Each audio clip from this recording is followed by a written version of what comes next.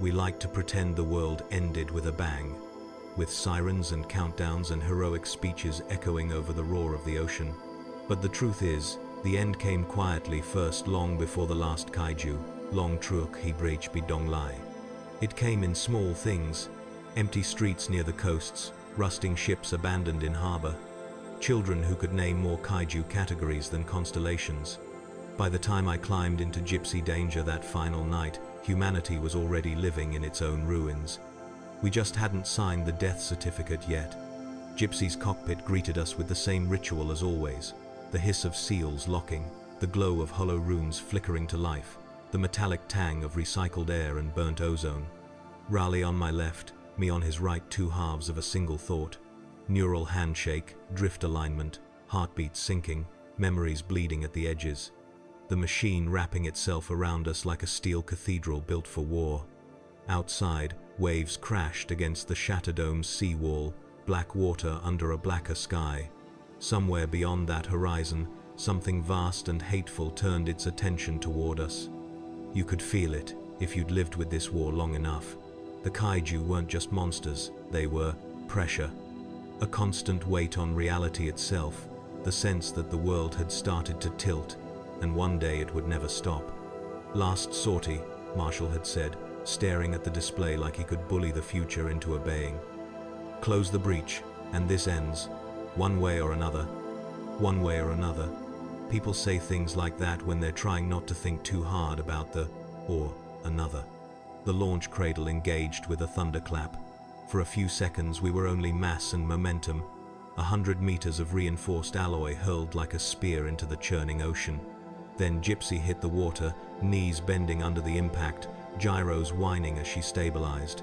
Waves broke against her chest plates, the HUD filled with tactical glyphs and mission parameters, breach coordinates, nuclear payload status, kaiju signatures moving like shadows beneath the grid. Drift stabilized at 98%. Thoughts aligned, fears blurred into one shared, dull ache.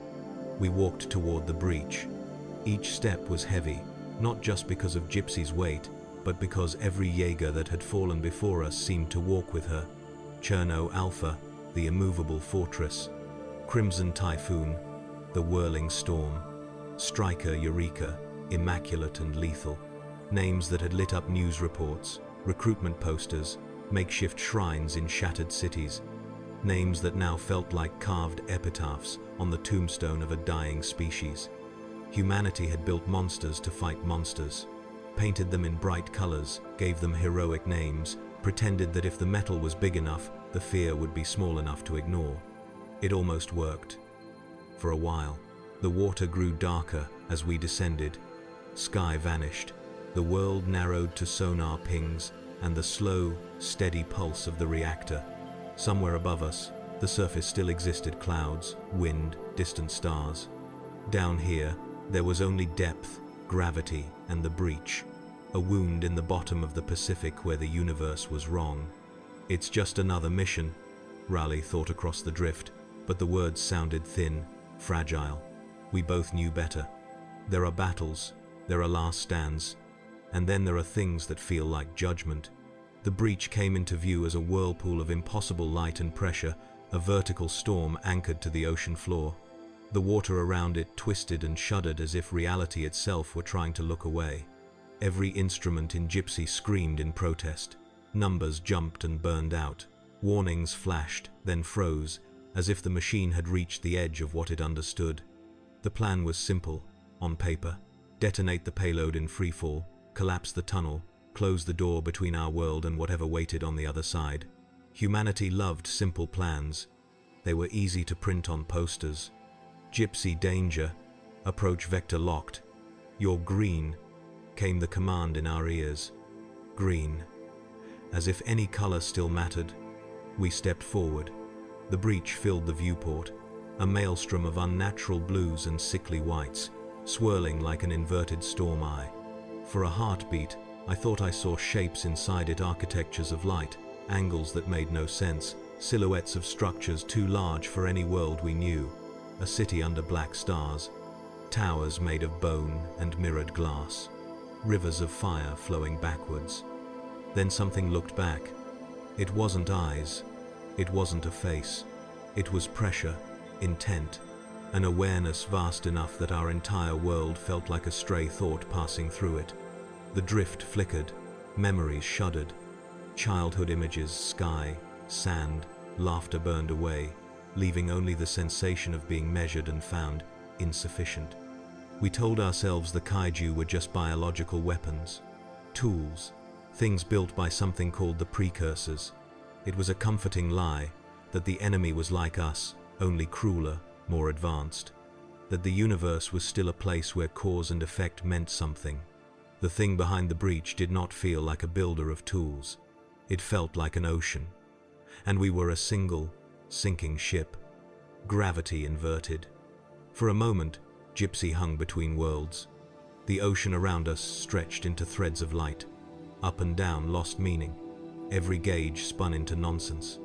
The nuclear core shrieked through the link, a rising, animal panic from the metal itself. Jaegers weren't meant to be afraid, but every machine carries the echo of the minds that shaped it, and human fear is contagious. We crossed the threshold. It wasn't space. On the other side, it wasn't quite matter either. It was pressure and thought, boiled down into storms of color that didn't exist on any spectrum, screams with no sound, geometry that changed when you blinked.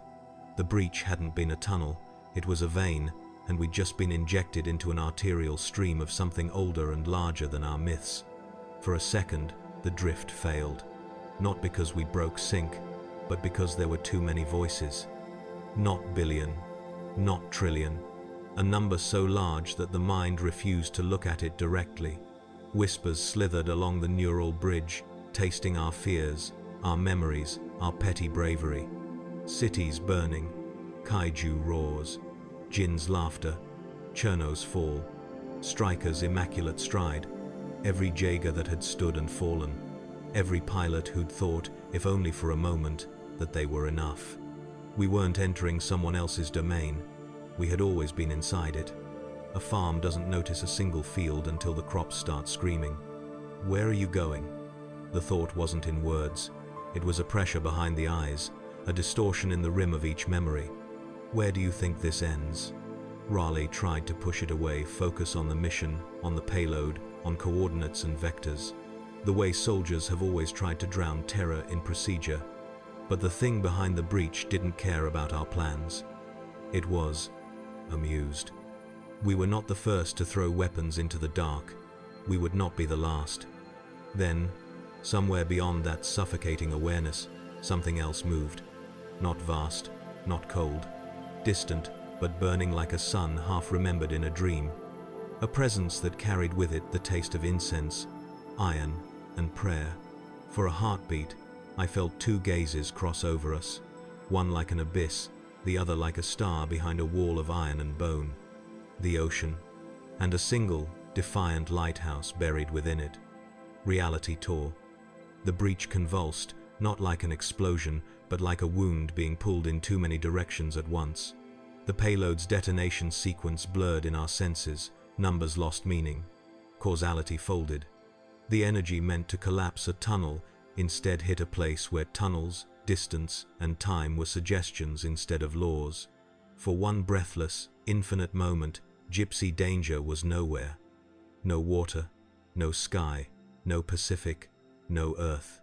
Only screaming color, and the sensation of falling sideways through a million reflections of the same dying universe. In some of them, the kaiju won. In others, we never built Jaegers. In a handful, the breach never opened at all. Each possibility flared and vanished, a candle snuffed out in a storm. We fell past all of them. Something reached for us in that descent, not to save us, not in any way we understood salvation, but to divert. To pluck one burning scrap of defiance from a dying world and fling it toward a different battlefield. Because somewhere else, far from the Pacific, far from the shattered cities and drowned coastlines we knew, there was another war, older, larger, crueler. A war where humanity was only one more screaming voice among the stars. The light changed, the pressure shifted, The voices of the breach receded, replaced by a dull, omnipresent roar like an entire galaxy holding its breath. Then gravity returned. Gypsy hit something: air, stone, metal, all at once, and the impact roared through the frame. Alarms howled. Systems rebooted, one by one, like candles being relit in a burnt-out cathedral. The drift staggered, then reformed, shaky but intact. Outside the cockpit, through cracked and flickering displays, we saw a sky that was not ours. No ocean, no familiar constellations, only a bloated, bleeding red sun hanging over a world of Gothic spires, fortress cities, and endless gunfire. Giant ships burned in low orbit like falling angels. Monstrous silhouettes too angular to be kaiju, too baroque to be anything we'd built, moved across the horizon. Humanity had not escaped the end of the world. We had just traded catastrophe for apocalypse. We didn't understand it at first. We thought we had simply arrived. Crash-landed on another world, torn through some unstable wormhole or exotic rift. The kind of thing scientists in our world used to theorize about before the oceans rose too high and the skies filled with kaiju spores. We had no frame of reference for what had really happened, no vocabulary for it. The Pacific Rim had prepared us to fight monsters. It had not prepared us to face a universe that wanted us. Gypsy Danger's sensors flickered with corrupted runes, half data, half delirium. The drift strained like a fraying cable.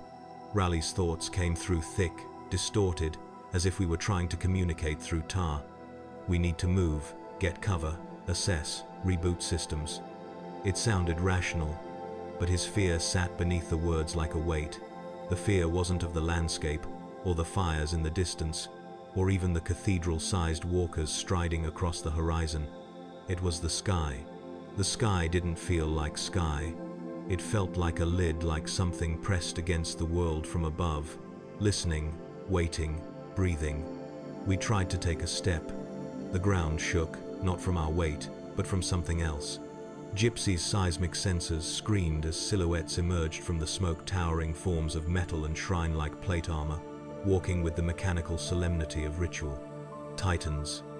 Not Jaegers, not mechs, not machines born out of desperation and duct tape like ours. These were temples of steel, moving with the inevitability of a mountain deciding to walk. Each bore dozens of purity seals, wax dripping like dried blood, parchments fluttering with benedictions carved in languages that tasted like iron. The nearest Titan turned a war god, faceless and titanic. Every alarm in Gypsy exploded in crimson. Unknown mass detected. Energy signature, beyond parameters. Structural integrity, compromised by resonance. We didn't speak. We didn't need to. Our thoughts collided in the drift. We are ants standing before a cathedral. The Titan scanned us, not with radar, not with lasers, with belief. The pressure was suffocating, a weight on the mind, a question without words, the same kind that had pressed against us inside the breach. Who are you? What gives you the right to exist? Before we could answer, a new voice tore across the sky. It wasn't a voice in sound, it was a psychic blow, a tidal wave of will so immense the drift nearly shattered. Heresy detected. Raleigh gasped, clutching his head. I felt my synapses burn. The word didn't just hit our ears, it dug into the drift, into the shared space where our thoughts met, ripping through memory like a knife through cloth. The Titan raised its gun arm. Not a cannon, not a railgun. A relic of war so ancient and revered that the machine spirit inside it felt older than our species. We tried to raise Gypsy's arms, to show we weren't hostile, but the Titan didn't perceive gestures, or warnings, or diplomacy. In its world, there were only two categories of existence: the Emperor's children, and that which must burn. The first shot hit like a meteor. Gypsy's armor screamed as holy plasma tore a crater into her left shoulder. Superheated ceramite splashed across the ground like molten bone. Our neural rigs shook violently. Pain lanced through our thoughts. When you're drift-linked, the machine doesn't just respond, it influences. The damage echoed through our nerves like phantom wounds. We stumbled backward, falling to one knee. Dust rose. The ground split beneath our weight. Raleigh tried to stabilize the balance gyros, I tried to keep the drift from collapsing, but the Titan wasn't working alone. Aircraft streaked overhead, sleek, angular fighters bearing the double-headed eagle of a forgotten empire.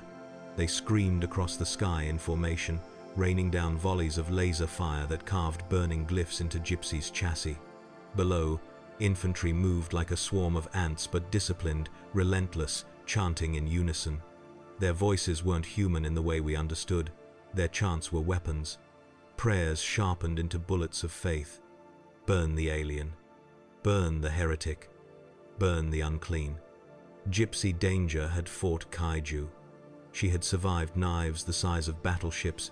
She had waded through plasma rivers and atomic fire. But she had never been judged. And that changed everything. We tried to communicate: broadcast radio, light signals, emergency beacons, all scrambled, all corrupted.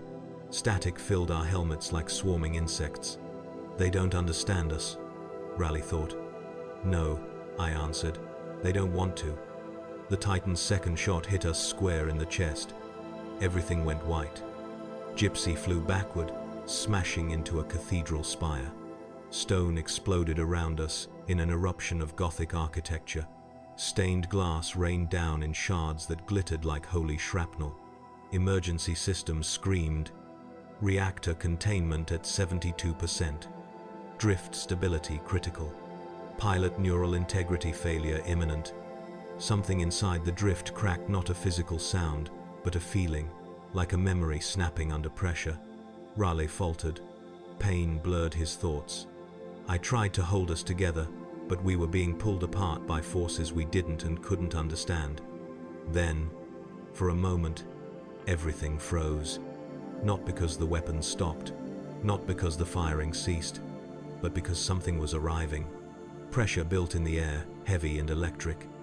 The chants wavered. The Titan paused mid-step. Even the sky seemed to recoil. A new presence entered the battlefield, not massive like a Titan, not swarming like the soldiers, but sharp, precise, heavy with authority older than nations. A figure approached in robes of crimson and gold, flanked by skull drones and mechanical servitors chanting in binary. His staff crackled with energies that bent the air around it. His eyes glowed with the cold precision of a calculating god.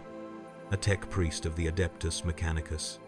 His voice came through our systems not as sound, but as a command overriding encryption we didn't recognize. Cease fire. The Omnissiah has spoken. This machine is not known. The Titan halted. The soldiers lowered their weapons. The sky itself seemed to exhale. Gypsy Danger knelt, smoke rising from her wounds. And I finally understood. We hadn't escaped the breach. We hadn't outrun extinction. We had merely traded one apocalypse for a far older, far more patient one. The tech priest raised his staff toward us, gaze piercing the cockpit as though staring directly into our neural link. "Identify yourselves," he said. But the drift whispered the truth before we could answer. It doesn't matter who we are, only what they will make us become. For a long moment, no one moved. The battlefield, once a storm of fire, plasma, and righteous fury, fell into a tense, breathless silence. The only sound was the hiss of Gypsy Danger's ruptured coolant lines and the distant, echoing chants of a world at perpetual war. The Titan loomed above us, its weapons still aimed but unmoving, like a god waiting for a verdict.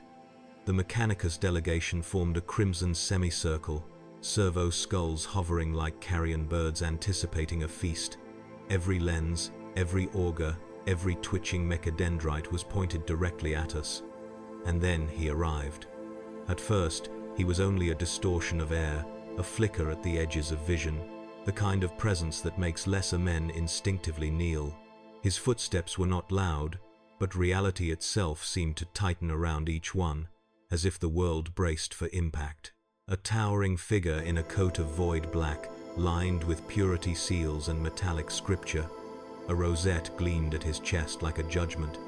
His face was half hidden beneath a hood and shadow, but the eyes Emperor help us were visible, cold, focused, old with burden.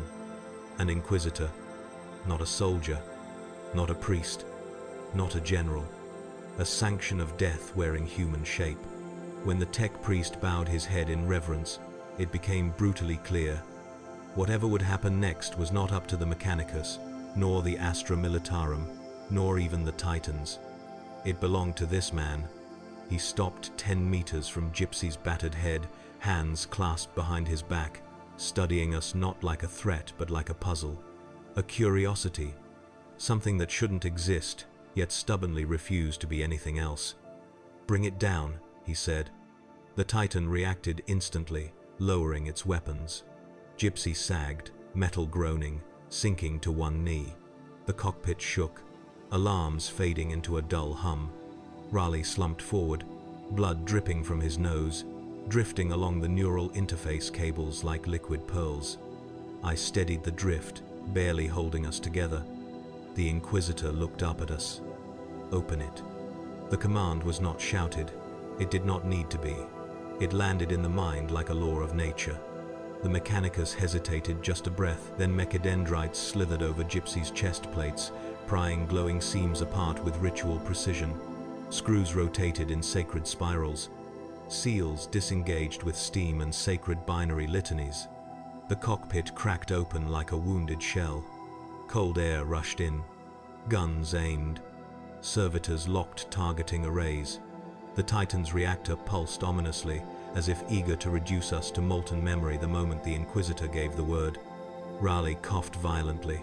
I forced our trembling legs forward, every step echoing in the cramped cabin. And then we stood exposed, two humans in battered drive suits, shaking from warp burn and drift strain. The Inquisitor didn't look impressed. He didn't look frightened. He didn't look anything at all. He simply stepped forward until he stood directly beneath us. "What are you?" The words were calm, simple, terrifying.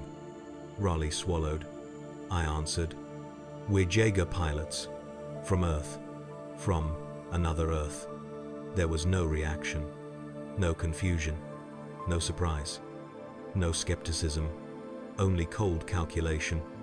The Inquisitor turned slightly, the edge of his coat brushing scorched stone. A xeno-construct, a bipedal walker with hollow spirit signature, machine soul fractured yet coherent, not of the Dark Age, not Orc, Tau, Eldar, or human. He paused. Fascinating. The way he said it made my skin crawl. Tools were fascinating. Weapons were fascinating. Corpses, sometimes, could be fascinating. People rarely were. He studied us again, gaze lingering on the neural scars across our temples. "You are bound to the construct through shared mind space." "The drift," Raleigh said weakly. "It synchronizes our memories and..." "Enough." The word cut like a scalpel. Not angry, simply final. The Inquisitor stepped closer. When he spoke again, it felt like the world shrank around the three of us. "Warp echoes cling to you. Your arrival tore a wound in the veil. You brought attention." He leaned in slightly. Whose attention? I didn't know how to answer. Not because we were hiding something. Because we didn't know what had stared back through the breach. Something titanic. Something cosmic, something with no name we could speak. The silence stretched. He studied us a moment longer, then raised a gauntleted hand. The world shifted, not physically, not visibly, but the air thickened, and a psychic force, quiet, suffocating, wrapped around our minds like chains. The drift spasmed, faltered, then steadied, though every instinct screamed. He wasn't reading our minds. He was testing them. A probe, a pressure, a razor of will scraping at the edges of memory. "Your minds resist," he said calmly. "This is unusual." We gasped for breath without realizing we'd been holding it. The Titan shifted behind him, annoyed. The tech priests whispered in binary like a nest of metallic insects. The Inquisitor lifted his hand. Instantly, the pressure vanished. We collapsed to our knees, panting. Raleigh coughed blood again. The Inquisitor turned to the Mechanicus leader. "Preserve the machine, stabilize its core. Bring it to the Forge Arcana on Ophelia the 7th. Then he pointed at us. "Bind the pilots. They are to be transported under inquisitorial custody." Raleigh stiffened. We're not prisoners." He didn't finish the sentence. A servo skull screeched as it skimmed his cheek with a needle, drawing blood in a thin arc. Lasguns clicked into ready positions. The Titan took a full step forward, an entire skyscraper shifting its weight with the implicit threat of annihilation. The Inquisitor didn't raise his voice. "You arrived through an anomaly that nearly ruptured the veil. You brought warp signatures of unknown origin.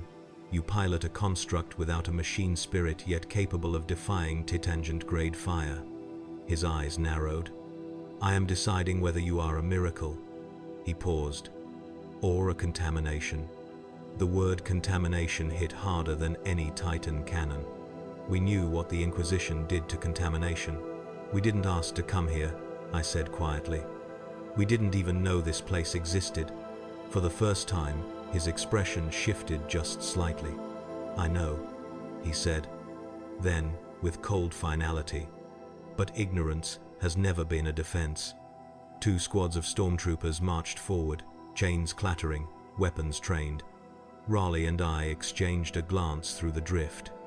Not fear, not anger, not defiance. Just the same question. What happens now? As the stormtroopers seized us, as the tech priests swarmed around Gypsy's wounded frame chanting praises and warnings, as the Titan resumed its vigil, the Inquisitor gave his final order. "Prepare the interrogation chambers, and alert the Ordo Xenos High Council." He paused. "We may have discovered something far more dangerous than a new enemy." His eyes cold, analytical, ancient, fixed on Gypsy Danger. "We may have found a new weapon. They did not drag us in chains. They carried us like specimens." 2 squads of Kuskin stormtroopers escorted us through a labyrinth of steel corridors carved into the belly of a cathedral fortress. Their armor clattered with every step, ceramite plates etched with litanies of hatred, purity seals fluttering like dead leaves. They walked with stiff discipline, not out of fear, but out of doctrine. These men weren't guarding 2 pilots. They were escorting contamination. I could feel Raleigh's anger simmering through the drift, sharp, instinctive, human. "We're not criminals. We're not monsters. We saved our world. We did good." But those memories felt small here. The corridor walls were lined with statues of saints who had burned worlds. Murals depicted armies drowning entire star systems in holy fire. And overhead, the cathedral vaults echoed with a drone that didn't sound like machinery or chanting. It sounded like judgment. When the blast doors finally opened, the room beyond swallowed us. A sanctum, a shrine, a laboratory, and a prison, all in one. Rafters were strung with servo skulls whispering prayers in hollow, automated Latin. Red incense smoke coiled through the air like blood turned to vapor. Sacred machinery, half technology, half fossilized scripture, hung from chains thicker than a man's torso. At the center stood a single operating column. Tall, cold, waiting. Raleigh froze. "Oh no, I know that look." I didn't answer. I was too busy staring at the man standing beside the column. The Inquisitor. As still as a statue, as composed as a blade, hands folded behind his back. Except now, without the open battlefield or Titan's shadow looming, he looked even more dangerous. Like the room itself was an extension of his will. He gestured. Cold metal arms seized us. The shackles weren't rough or violent, they clicked into place with surgical precision. But they were old, older than our entire program back home, older than entire empires. Chains forged in the fires of a war that had lasted 10,000 years. The drift flickered with Raleigh's thoughts. "This is a mistake. We're allies. We can fight for them. They just need to." A word cut him off. Silence. The Inquisitor didn't shout. The syllable landed with the weight of a mountain, the weight of someone who had commanded the deaths of planets. He approached slowly, measured, like a scientist examining a strange, half-dead creature dragged in from the ocean. "You do not grasp the magnitude of your arrival," he said. "You think yourselves warriors, pilots, heroes, even." His tone didn't mock. It disassembled. He circled us like a calculating predator. "The warp does not permit coincidences. Something tore you from your dying world and hurled you screaming into ours. Something pushed you through the veil. A pause. Things do not cross the Imperium without purpose. Raleigh tried to speak, but the mechadendrites clamped his jaw shut with a hiss. The Inquisitor continued. Your machine, Gypsy Danger. He spoke the name like a sacrilege, a weapon of staggering design, but it lacks a soul, lacks a machine spirit.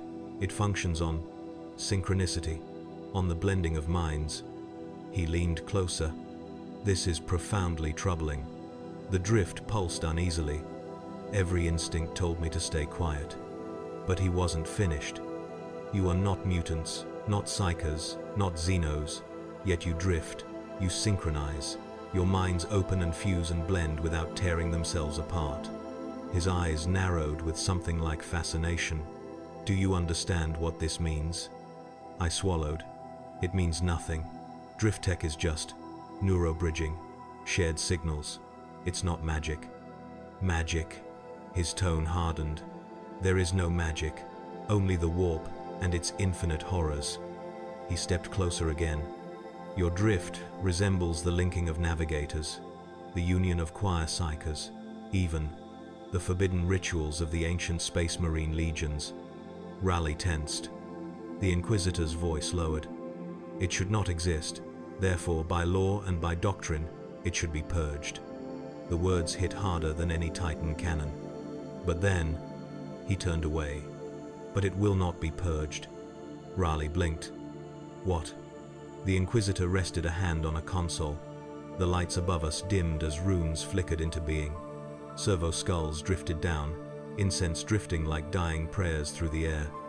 You will not be executed, he said. The relief that washed through the drift was short-lived. Not yet. He pressed a palm against a glowing seal, and the room changed. Chains retracted, needles descended from the ceiling, psychic dampeners hummed to life. A cold, sterile light bathed the chamber. This is not an interrogation chamber, he said. This is an evaluation sanctum. The metal arms lifted us into place, locking our spines against restraints that bit cold into bone. We will determine whether you serve the Emperor's will. Another gesture. A medical servitor rolled forward, carrying a halo of surgical instruments humming with sparks of blue. You will be examined. Servo skulls descended, chanting softly. You will be studied. Mechadendrites slithered closer. You will be broken down. A needle hovered over my temple. And if necessary, the Inquisitor finally looked directly at me. You will be rebuilt. Raleigh shook in his restraints. You don't have to do this. We can help you. The Inquisitor raised a hand. Help, he said quietly. You do not grasp the scale of this galaxy. He approached Raleigh first. In your world, you fought monsters bred in vats. He stepped to my side. In mine, we fight gods, and the shadows of gods, and nightmares older than memory. He stepped back, hands behind his back, eyes gleaming with terrible calculation. You arrived from the warp. You drift like psychers but are not psychers. You bond to a machine that resembles a titan but is not a titan. A final pause. You are an anomaly, an aberration, a potential asset. A mechadendrite clicked, injecting something cold into my bloodstream. You will undergo psychometric mapping. Another needle descended. Neural interrogation. Electricity crackled at my temples. And gene identity resonance. A final blade whirred to life. And if you survive, he said calmly, the Imperium may yet find a place for you. I felt the drift tremble Raleigh's fear, my fear, merging until we were indistinguishable. The Inquisitor gave a single nod. Begin. The lights dimmed. The machines screamed. And somewhere far away, Gypsy Danger roared in her cradle, not in pain, but in protest, as if the machine itself sensed what they were about to do to her pilots. And for the first time since arriving in this galaxy, I wondered if we had made a mistake surviving the breach at all. Pain doesn't always arrive like fire. Sometimes it comes softly, like a whisper against the spine, like fingers brushing across the surface of your thoughts. The kind that makes you wonder whether something is touching you, or whether you are touching yourself. That was how the interrogation began. There were no questions, no demands, no shouted accusations. The Imperium did not begin by asking what we were. They began by taking apart the idea of us. The psychometric halo lowered onto my skull with a quiet hiss. Warm metal kissed my temples, then dug deeper with mechanical precision. Raleigh hung opposite me, suspended in the same cold light, his breath fogging the restraints, his mind flickering inside the drift like a candle fighting a hurricane. I tried to reach for him. The drift resisted. It wasn't broken. It was being interfered with. Warp-dampening emitters filled the chamber with a static that tasted like copper and old graves. It pressed against the drift like ice, numbing it, thinning the bridge between our minds until Raleigh felt 100 miles away. Subject neural resonance decreasing. A servitor droned. Synaptic bleed minimal. Drift cohesion at 42%. The Inquisitor raised a hand. Stabilize them. I need their connection intact. 2 needles retracted from my neck. One mechadendrite whispered binary, another injected a cold, glowing solution into my bloodstream. My vision sharpened, the drift thickened. Raleigh's presence flared back into my mind like a scream. I'm here. His thoughts trembled. I'm with you. The Inquisitor stepped into the halo's glow. Fascinating, he murmured. 2 minds forced to remain separate, yet they claw their way back toward one another. He studied us like a priest contemplating a relic that shouldn't exist. The drift violates every law of psychic stability, he said. Fusion without mutation, harmony without the warp's corruption. A heresy, but a useful one. The halo hummed. Light pulsed. Something cold slid into my memories. An extraction. Images tore free like pages from a burning book. My first walk along the coast as a child. Raleigh's training days in the academy. The first time we synchronized. The breach swelling open like a wound. The face of a kaiju too close to forget. The voice of my brother. A blue-lit cockpit flooded with alarms. The ocean swallowing Gypsy Danger's legs. They floated between us exposed, naked, drifting in a void of metal and chanting machines. The Inquisitor observed them with clinical detachment. So this is the memory web of the drift, he said. Shared, fluid, vulnerable. He extended a finger. A runic interface flared to life. Then he touched one of the memories. My mother's voice splintered. Her face cracked like broken glass. A hole formed where her eyes should have been. I gasped. Raleigh screamed. The drift convulsed. You see, the Inquisitor said softly, the mind is clay. It can be shaped. It can be erased. It can be merged. Another gesture. This time, he touched one of Raleigh's memories, a childhood moment on a fishing jetty. The wind. The sun. The world before kaiju. It warped. Colors melted. The sky bled. Raleigh's memory twisted into mine. My shoreline became his pier. His father's voice came from my mother's throat. We both screamed as the drift buckled under the violation. The Inquisitor stepped back, satisfied. Gently now, he said. Do not break them too quickly. The halo released us from the disorientation, but the wound remained. The drift shimmered, unstable, as if struggling to decide which memories belonged to whom. Raleigh panted. I trembled. Our thoughts stuttered against one another like fractured glass. They're mixing us, he whispered. They're rewriting us. He was right. The chamber was not designed to extract information. It was designed to test limits. A machine spirit somewhere overhead intoned a sacred warning. Cognitive threshold approaching rupture. Proceed with caution. The Inquisitor ignored it. Begin the second sequence. The room shifted. Servo skulls drifted lower, their hollow sockets glowing with pale witchlight. The air thickened with incense mixed with something else, something metallic, something alive. A psyker entered the chamber. His eyes were sewn shut with gold wire.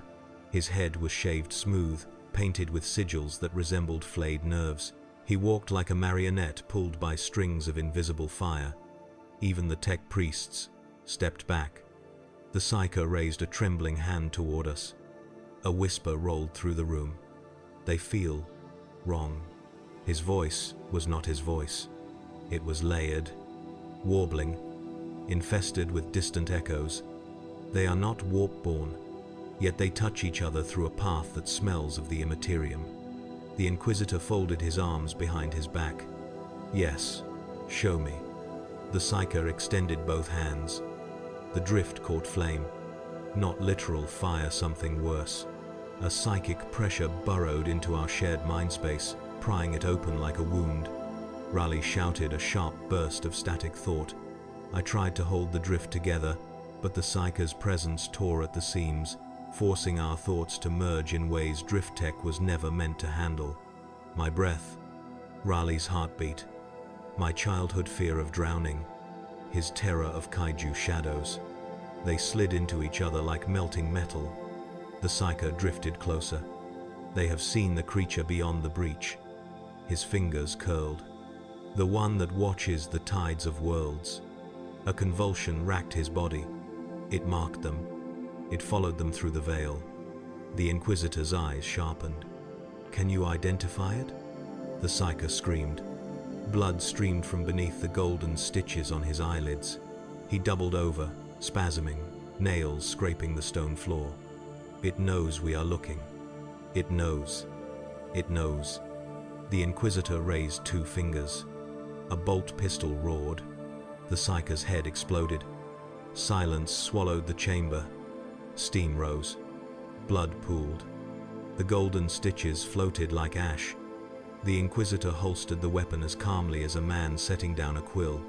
Unfortunate, he said, but predictable. He turned to us. You have drawn the gaze of something ancient. Another step. Something that reaches across realities. Another. And the Imperium will learn what it wants through you. He pressed a sigil on the console. The halo above us brightened into a blinding white. Prepare the 3rd sequence. The servitors raised their tools. Raleigh whispered through the drift. We can't survive another one. I know. We're breaking. I know. But break you must, the Inquisitor said, as if hearing us. Because only in breaking do we discover what you truly are. The light descended. The chains tightened. And for the first time since entering this galaxy, the drift felt like it might finally shatter. We did not break all at once. People imagine madness as a cliff one wrong step, and you fall screaming into the abyss. They think sanity is a line, and once crossed, there is no return. But the truth is quieter, more insidious, more patient. You don't break by falling. You break by eroding, piece by piece, memory by memory, truth by truth. And the Inquisition knew exactly how to make erosion feel like revelation. The halo dimmed, but the light that replaced it was worse, pulsing, throbbing, like the heartbeat of something sleeping beneath the chamber. The walls themselves seemed to breathe, exhaling incense and static and cold echoes. Raleigh hung limply beside me, head lowered, pulses dancing unevenly across the drift. His thoughts were not words anymore, just shapes, colors, fragments, a storm with no center. The Inquisitor stood before us, untouched by the agony he orchestrated. Begin the resonance test, he ordered. A Mechanicus priest pulled a lever carved with scripture. The floor under us vibrated, rhythmic, tidal, hypnotic, like the ocean. But wrong, unnatural. It pulsed not in water, but in memory. Servitors approached, carrying metallic spheres etched with runes. Mnemonic probes, the Inquisitor said, designed for reading machine spirits. Today, we apply them to yours. I barely had time to react. The probe latched onto my spine. Cold flooded my nervous system, a white-hot scream of silence. Not pain, this was older than pain, more primitive, like a predator breathing down your neck before you ever learned the word fear. Then the memories began to unspool. Not in order, not coherently, not mine. A beach formed in my mind, waves lapping at the shore, skies bright with a sun that no longer existed. A child ran across the sand, laughing. Raleigh's memory, not mine. It dissolved. replaced by another. A cockpit flooded with sirens. A tangent-sized kaiju silhouette rising through fog. My breath catching as Gypsy Danger's fist clenched. Not mine. Not Raleigh's. Someone else's memory. A Jaeger we had never seen. A pilot we had never met. The drift was reaching into more than our minds. It was reaching into the ghosts of the species we used to be. Raleigh groaned, blood leaking from his nose. That's not my past. His thoughts flickered like dying sparks. Why am I seeing it? The Inquisitor stepped closer, intrigued. Because the warp remembers everything, he said. Time inside it is a wound, a bruise, a smear. You drifted too close to something that lives in the folds of memory. A whisper crawled across the edges of the drift. Not a voice, not a thought, a presence. Watching, waiting, hungry. It felt familiar in the same way terror feels familiar, like a nightmare returning after years of silence. The probes tightened. My spine arched. Something screamed through me, using my throat, but it was not me. Raleigh gasped. It's noticing us. It's waking. The walls shook, not from machinery, from something deeper. For a moment, the chamber flickered, walls stretching like shadows, glyphs crawling like insects, candles burning backward. Reality pulsed like a dying heartbeat. Tech priests staggered back in fear. One servitor collapsed, steam hissing from its skull. The Inquisitor did not move. He only whispered a single phrase. Continue. Increase resonance. The machine obeyed. The world shattered. The drift exploded outward, an ocean of thought unbound from flesh. Raleigh's presence dissolved into pure sensation, rippling across a sea of fracturing memories. And beneath it all, a shape rose. Not a kaiju. Not a titan. Not a god. Something worse. Something that existed in the split second between terror and comprehension, a cosmic truth too vast for sanity to survive. Its outlines slithered across the edges of perception. A limb of starlit bone. A tendril of collapsing galaxies. A maw lined with collapsing timelines. And eyes. Infinite eyes. Watching us. Recognizing us. Not as enemies. Not as prey. As the ones who escaped. The drift buckled. Our sanity buckled. The presence surged forward. You touched the veil. The voice was not a sound. It was the feeling of drowning. It was the moment the breach swallowed Gypsy Danger. It was the weight of being seen by something too large to understand. You were mine. Raleigh convulsed. I felt his terror like knotted lightning inside the drift. Make it stop, make it stop, make it stop. The Inquisitor watched with eerie calm, hands behind his back, coat unmoving as if the warp wind refused to touch him. What do you see? He asked. I couldn't answer. I could barely remember how to breathe. The presence grew closer, closer, closer. The thread was cut. The path closed. But you slipped through. A tendril of perception wrapped around my mind, prying open memories. Gypsy Danger falling. The breach collapsing. The colors that weren't colors. The light that wasn't light. And then, you belonged to me. The drift snapped violently. Both of us screamed. The chamber walls cracked. Candles extinguished themselves. Servo skulls dropped from the air like dead birds. Tech priests panicked, shouting in binary. Warp breach detected. Psychic backflow. Real space instability. The Inquisitor raised his sigil. One word. Enough. A shockwave blasted through the room. Not physical, psychic. A sphere of gold light erupted from the Inquisitor's chest, rippling outward with the weight of cold iron and unbreakable faith. The presence recoiled, shrieking with no voice. The drift snapped back into place like a recoiling whip. The chamber fell silent. The light dimmed. The presence vanished. The air tasted of ashes. Raleigh slumped, unconscious but breathing weakly. My thoughts shuddered like glass cooling after being molten.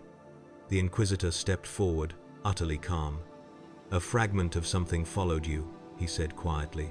Something vast, something ancient. something that remembers every mind it has consumed. He placed a hand on the halo above me. And now, I know what you are. He leaned forward, voice nearly a whisper. You are not a weapon. You are not aliens. You are not heretics. A pause. You are bait. He straightened. And the Imperium will use you. Lights flickered. Chains released. The room exhaled. The Inquisitor turned away, coat billowing like a shadow unfurling. Prepare them for the next phase, he commanded. They will not break. If they do, he glanced back over his shoulder, eyes cold as the void. We will rebuild them until they do. The doors slammed shut behind him. And in the dim silence of the sanctum, with the drift barely holding, I felt the truth. We hadn't escaped the horror from beyond the breach. We had brought it with us, and the Imperium was preparing to open the door wider. We were not returned to our cell. Cells were for criminals. Cells were for prisoners. But we were no longer either. In the eyes of the Imperium, we had become something worse. We had become necessary. The stormtroopers escorted us through a new set of corridors, narrower, darker, lined with adamantium plates engraved with sigils meant to hold back things far older than bullets. The air was colder, heavier. Every breath tasted like dust and incense burned too many times. Raleigh walked beside me, unsteady but conscious. The drift flickered around us, a wounded animal curling in on itself. Our thoughts barely intertwined, scattered, tangled, raw from everything the warp had scraped out of us. I forced a strand of stability toward him. You alive? A faint echo answered. Hurts. Everywhere. But yes. We descended deeper. The air grew warm again, not with life, but with machinery. Steam hissed. Pistons pumped. Ancient gears rumbled like the heartbeat of a sleeping colossus. And then the corridor opened into a vast chamber. A hangar. A sanctum. A forged temple. And, at its center, lit by the fire of 100 braziers, stood Gypsy Danger. But she was no longer the Jaeger we had piloted through the Pacific. No longer the battered warrior who had survived kaiju claws and breach storms. The Mechanicus had laid their hands upon her. She had been reforged, rewritten, reborn. Her armored plates were now lined with hand-carved prayers, sacred oils dripping like tears down her metallic frame. Glowing crimson runes pulsed along her limbs, fed by cables thicker than tree trunks. Her reactor core, once a humble nuclear heart, now throbbed with a radiant plasma coil harnessed through arcane ritual. Her eyes glowed not blue, but a deep, unnatural gold. A machine with no soul had been given one. Even the Imperium couldn't resist naming its creations. On her chest plate, freshly engraved, Legio Exinanium pattern, Danger Primus, Legion of the Hollowed, Prototype, Danger. Raleigh exhaled, a sound halfway between awe and grief. What did they do to her? Before I could answer, a voice echoed from above. They perfected her. The Inquisitor descended the stairs on the far end of the chamber, his cloak trailing behind him like a shadow dragged by its master. Tech priests flanked him, mycodendrites clattering. He approached Gypsy's towering frame, resting a gloved hand against her foot in a gesture disturbingly similar to reverence.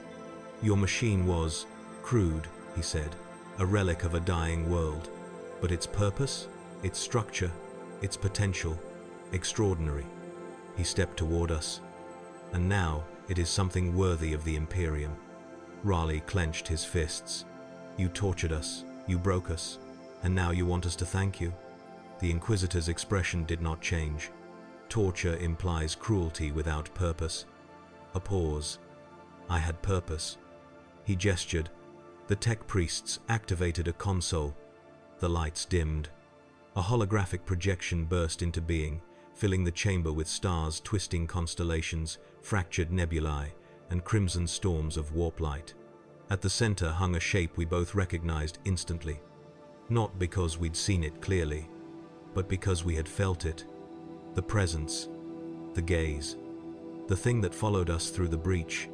Its image was incomplete, a silhouette made of shattered geometry and screaming starlight, but unmistakable.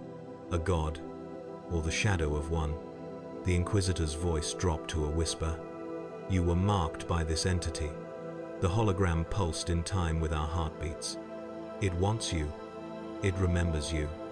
And through you, it can find us. Raleigh swallowed. So what do you want from us? The Inquisitor stepped closer, eyes glinting with cold fire. I want you to draw it out. Silence. And then, he continued, I want you to help us kill it. My breath froze. You can't kill something like that, I whispered. The Inquisitor's jaw tightened. In this galaxy, we kill gods. We have killed hundreds. We will kill hundreds more. He turned away, his coat swirling like a storm. Your arrival is not an accident. The Emperor does not permit accidents. Raleigh's thoughts trembled through the drift. We're going to die. I answered him with the truth neither of us wanted to face. We should have died already. The Inquisitor halted at the foot of Gypsy Danger, speaking without turning to face us. You have two choices. His words fell like iron verdicts. 1. You serve the Emperor, and with your machine, lure the entity into real space, where we will annihilate it. 2. You refuse. He turned.